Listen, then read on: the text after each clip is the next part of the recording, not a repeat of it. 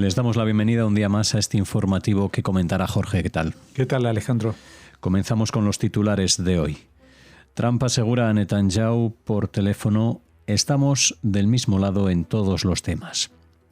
El presidente palestino Abbas llama hijos de perra a Hamás por no liberar rehenes y permitir que Israel se excuse en proseguir la guerra. El ejército israelí destruye decenas de vehículos de construcción en Gaza que fueron utilizados para actividades terroristas. Irán refuerza sus instalaciones nucleares subterráneas en medio de conversaciones con Estados Unidos. Por primera vez, un misil balístico hutí activa las sirenas en Haifa antes de que sonasen. Finalmente fue interceptado. El primer ministro, esta es la primera de las noticias, comenzamos con este informativo. El primer ministro Benjamín Netanyahu habló por teléfono el martes con el presidente de Estados Unidos, Donald Trump. Tras la llamada, el líder estadounidense declaró que ambos están del mismo lado en todos los temas. La llamada abarcó numerosos temas, incluido comercio, Irán, etc., escribió Trump en su plataforma de redes sociales. Sin embargo, el presidente estadounidense no incluyó a Gaza ni a los 59 rehenes allí retenidos en su lista de temas tratados en medio del estancamiento en las negociaciones de alto el fuego entre Israel y Hamás, aunque sí hablaron sobre los esfuerzos para alcanzar un acuerdo de liberación de rehenes, con la administración Trump presionando por un avance significativo e Israel receloso de cualquier acuerdo que ponga fin a la guerra. La conversación marcó su primera llamada pública desde que Netanyahu se reunió con Trump en la Casa Blanca hace 2 semanas, tras ser citado apresuradamente a Washington. El primer ministro israelí llegó a Washington con la intención de hablar sobre aranceles, pero al aterrizar se enteró de que estaba allí para recibir información sobre la decisión ya tomada por Estados Unidos de iniciar conversaciones nucleares con Irán. Desde entonces, Netanyahu ha declarado que Israel no se opone a las conversaciones que lleven a que Irán desmantele completamente su programa nuclear, pero los funcionarios de Trump en ocasiones han indicado que estarían dispuestos a aceptar que Irán conserve sus instalaciones nucleares mientras se adhieran a límites estrictos a su enriquecimiento de uranio, similar al acuerdo que se firmó en 2015 durante la administración Obama. Poco después de la llamada telefónica con Netanyahu, la Casa Blanca confirmó que Trump visitará Arabia Saudita, Qatar y los Emiratos Árabes Unidos del 13 al 16 de mayo. El itinerario no incluye una parada en Israel, pero Trump ha dicho que es posible que se añadan otras paradas. Será su primer viaje a la región en su segundo mandato. Sí, bueno, esta llamada por teléfono parece que ha sido significativa, al menos en el aspecto de las negociaciones con Irán. Tuvo lugar, ahora se confirma, cuando tuvieron este encuentro hace 2 semanas en Washington. Ya entonces Trump le anunció de que iba a negociar con Irán. No sé si hablaron entonces de los detalles, porque la verdad que lo que está trascendiendo de ese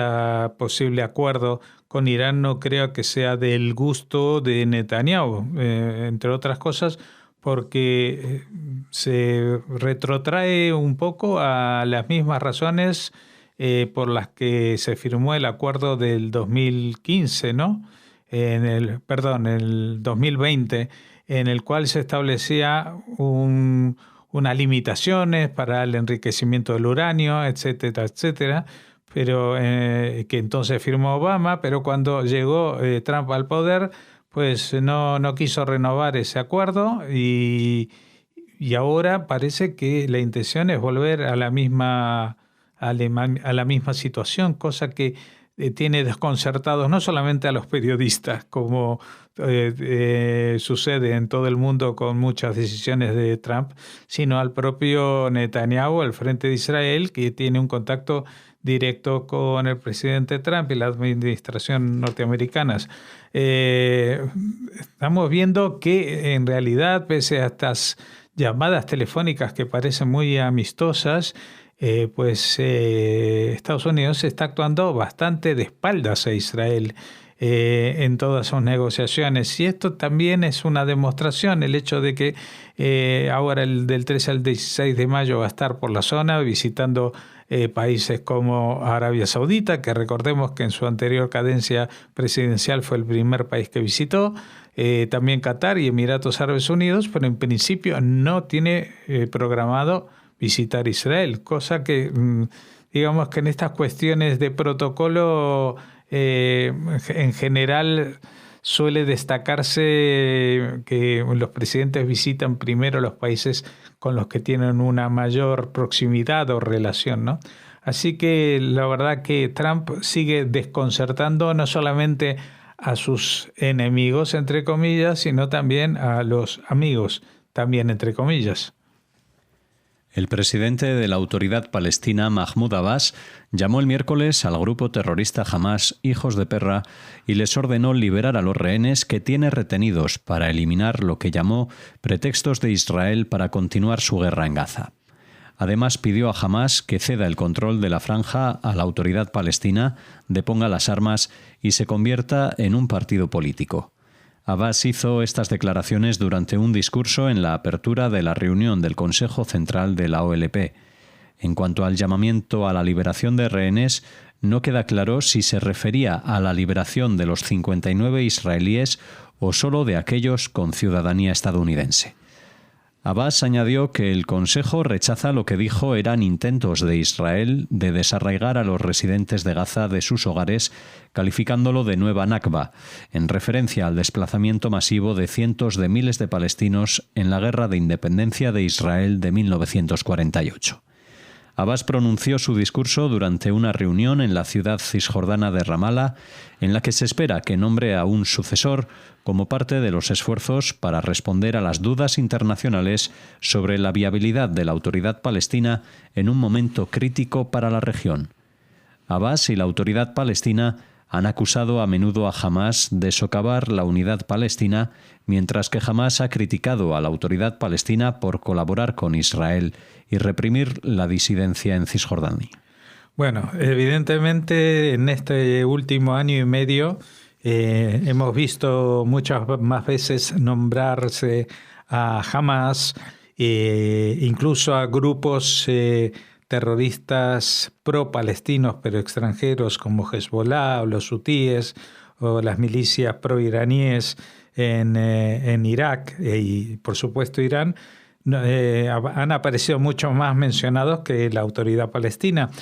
que no solamente no controla la Franja de Gaza desde el año 2005-2007 más o menos, sino que tampoco está controlando la propia Cisjordania, al menos el norte de la zona que lleva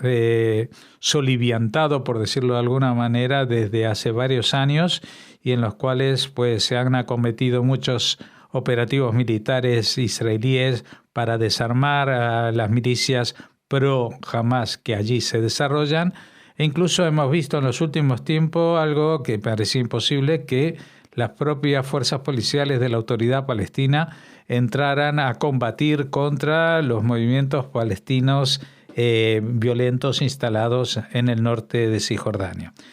Ya sabemos desde hace mucho tiempo cuál es la dinámica de Mahmoud Abbas, que es hablar y tratar de sacar tajada de situaciones en las cuales no tiene el control. En este caso, esta guerra evidentemente no le ha venido nada bien porque ha puesto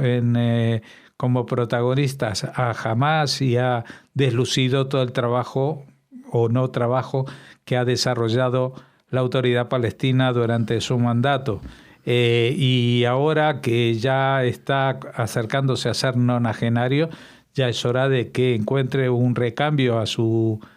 liderazgo político de ese signo. Pero a pesar de la debilidad constatable, pues él reclama justamente que Hamás abandone las armas y abandone la vía violenta y se convierta en un partido político, pero que deje la gestión de la Franja de Gaza en manos de la Autoridad Palestina, cosa que realmente yo creo que para Hamás es una solución todavía más ilógica que dejar la Franja de Gaza en manos de Israel. Pero bueno, estas son rencillas internas y que lo que vienen a demostrar es la fragilidad y debilidad de esta opción que nació con la voluntad de hacerse líder y la voz representativa de los palestinos, pero que con el tiempo ha demostrado que solo ha servido como fuente de ingresos clandestinos para muchos de sus dirigentes y nada más. El ejército israelí atacó esta semana y destruyó unos 40 vehículos de construcción en la Franja de Gaza que fueron utilizados por Hamás para actividades terroristas. Este equipo pesado que destruyó fue utilizado por Hamás durante el ataque del 7 de octubre de 2023 para violar la barrera fronteriza israelí en decenas de lugares, lo que permitió que miles de terroristas ingresaran a territorio israelí. Las excavadoras también han sido utilizadas por Hamás durante la guerra para colocar bombas, cavar túneles y limpiar escombros para localizar armas enterradas bajo ellos. Sí, Hamás protesta, como siempre lo hará contra cualquier ataque, ni siquiera en este caso a personal, sino a maquinaria, pero en realidad hemos visto cómo esta maquinaria de uso civil para la construcción, etcétera, ha sido utilizada para atacar a la población civil de otro país, ¿no? Es el caso de lo que pasó el 7 de octubre, con estas máquinas pesadas, con estos tractores, etcétera, pues lo que hicieron fue derribar las barreras de seguridad, los alambrados sofisticados de manera violenta, y detrás de ellos pues venían los terroristas de Hamás montados en sus vehículos para esa incursión y ataque a la población civil del sur de Israel. Ahora esto se ha organizado, la destrucción de este material, y Hamás protesta y lo presenta como que esto va en contra del espíritu de reconstrucción de casas que ellos pretenden. Pero las cosas no son así y las han demostrado en tantísimas ocasiones que no voy a perder más tiempo en comentarlo. Según un informe, Irán está rodeando 2 complejos de túneles profundamente enterrados con un enorme perímetro de seguridad vinculado a su principal instalación nuclear en medio de amenazas de ataque de Estados Unidos e Israel. Mientras Estados Unidos e Irán se preparan para celebrar una tercera ronda de conversaciones este fin de semana sobre un posible acuerdo para restablecer las restricciones al programa nuclear de Teherán, los expertos señalan que los complejos de túneles en construcción bajo el monte Golan Gazla durante varios años podrían entrar en funcionamiento relativamente pronto. Esto ha suscitado temores de que pudieran utilizarse para almacenar reservas iraníes de uranio altamente enriquecido o materiales nucleares no declarados, así como centrifugadoras avanzadas que podrían purificar rápidamente suficiente uranio para una bomba. Los complejos se están construyendo a profundidades mucho mayores que la instalación de enriquecimiento de uranio profundamente enterrada de Irán en Fordo, cerca de la ciudad sagrada de Qom. Bueno, esta instalación nuclear ha sido reiteradamente denunciada por Israel y nunca ha podido ser inspeccionada por la Organización Internacional de Energía Atómica. Y bueno, se sabe, porque aparte no lo dejan mostrar esto, que allí es donde se está desarrollando la parte más avanzada del centrifugado del uranio, que permite dotarlo de una capacidad de explosión conocida como energía atómica o explosión atómica, ¿no? Entonces, ahora que Irán está en diálogos con Estados Unidos para supuestamente limitar su producción de uranio y enriquecimiento de este elemento y tratar de disipar cualquier temor que tengan en Occidente respecto al desarrollo de armamento nuclear por parte de Irán, lo que están haciendo es justamente buscar una vía alternativa para seguir enriqueciendo el uranio y seguir construyendo bombas atómicas con las que atacar a Israel, y no solamente a Israel. No voy a hacer el análisis nuevamente porque lo hago prácticamente todas las semanas, pero que estas bombas, que en principio están destinadas a Israel, nada va a impedir que sigan siendo utilizadas si logran este objetivo con otros países que no se atienen a la línea del chiismo dentro del Islam. Lo que supondría una conflagración global en Medio Oriente, pero cuando hablamos de arsenal atómico estamos hablando de algo que no se limita a una zona y que tiene un aspecto global y que podría acabar, directamente dicho así, con la vida en el planeta. Pero bueno, parece que hay gente que está empeñada en que eso es lo más importante para llevar el mensaje religioso a su máxima expresión, y también que el uso de mentiras y artimañas es válido cuando está respaldado en verdades supremas que tienen que ver con la fe. Lo que llama mucho más la atención es que un país como Estados Unidos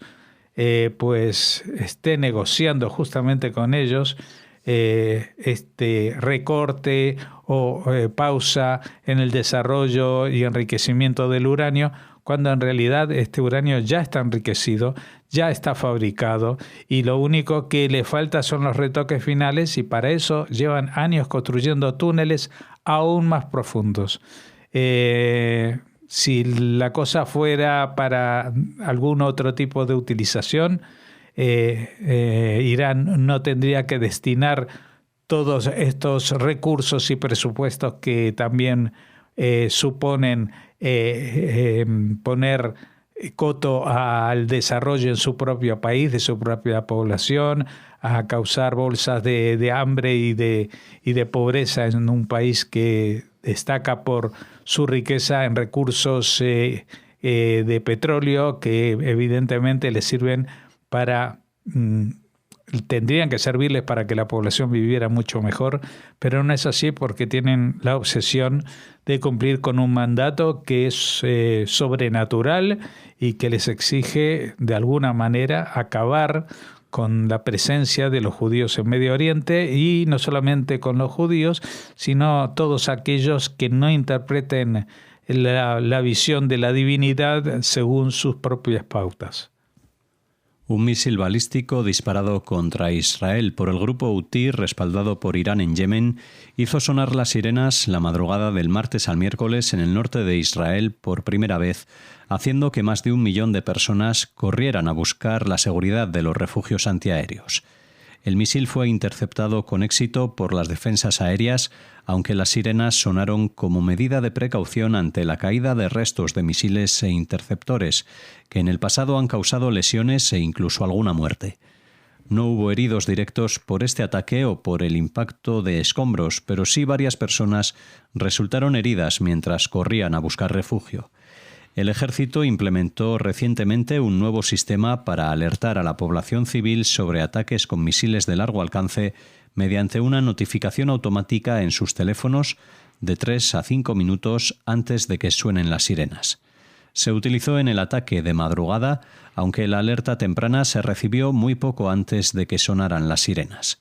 Desde el 18 de marzo, cuando Israel reanudó su ofensiva contra Hamás en la Franja de Gaza, los hutíes han lanzado desde Yemen contra Israel más de 20 misiles balísticos y varios drones.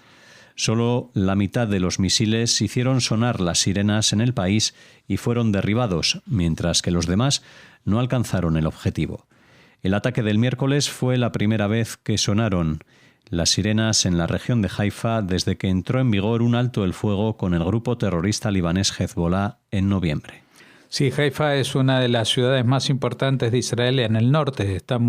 bastante más cerca del Líbano que de la Franja de Gaza. Sin embargo, pues incluso desde mucho más al sur y más al este, desde el Yemen, se lanzó un misil que estaba intentando impactar en esta zona. Fue interceptado, fue derribado y todo todo lo que suele suceder alrededor de este tipo de situaciones. Pero lo que sí provocó es las sirenas de madrugada en una ciudad como Haifa, que hace ya muchos meses que está acostumbrada a dormir en paz sin que suenen las sirenas, porque ellos sí que se veían amenazados por lanzamientos de misiles desde el Líbano a través del grupo terrorista Hezbollah, pero eso ya lleva bastantes meses sin producirse, amenazas desde esa zona, y ahora les llega desde mucho más al sur, desde el Yemen, como decíamos. Pero no solamente aquí está el hecho de este ataque, que no es el primero que se produce, pero sí también en esta noticia se esconde algo más, que cada vez que Israel se ve amenazada, pues también desarrolla nuevos elementos para evitar que esto vuelva a suceder. Y tenemos este nuevo sistema de alerta que ustedes saben, cuando se lanza un misil desde una distancia muy corta, desde apenas unos kilómetros, como suele ser en el caso cuando se lanzan desde la franja de Gaza, hacia el sur de Israel, pues apenas se disponen de segundos, que no llegan a culminar ni siquiera en minutos. Pero cuando la distancia es mucho mayor, como es el caso de los hutíes desde el Yemen, pues los sistemas de satélites pueden emitir una alerta mucho más temprana. Y esa alerta se llega a los móviles de las personas, a las cuales todavía no han llegado los sonidos de las sirenas, porque lo que se advierte es que se ha notificado un lanzamiento de un misil que apunta hacia determinada zona, pero hasta que no está llegando y no se han activado los sistemas de defensa, no se sabe dónde puede llegar a impactar o dónde pueden llegar a caer los restos si este misil es interceptado. Por lo tanto, las alertas por teléfono llegan de 3 a 5 minutos antes que suenen las sirenas. En este caso, todavía el proceso estaba